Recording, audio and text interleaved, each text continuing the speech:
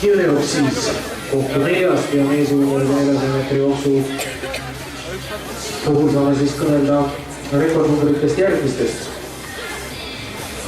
Eesti meesjuurde rekord 400 meetri jooksus on 47,23 sekundit joostud mitte väga ammu Rasmus Mägi poolt ja Rasmus Mägi oli veel eelmisel hooajal ise juunior ja Tallinnas toimunud jooksus ajal 47,23 jooksis, ees oli Tartus, see oli 18.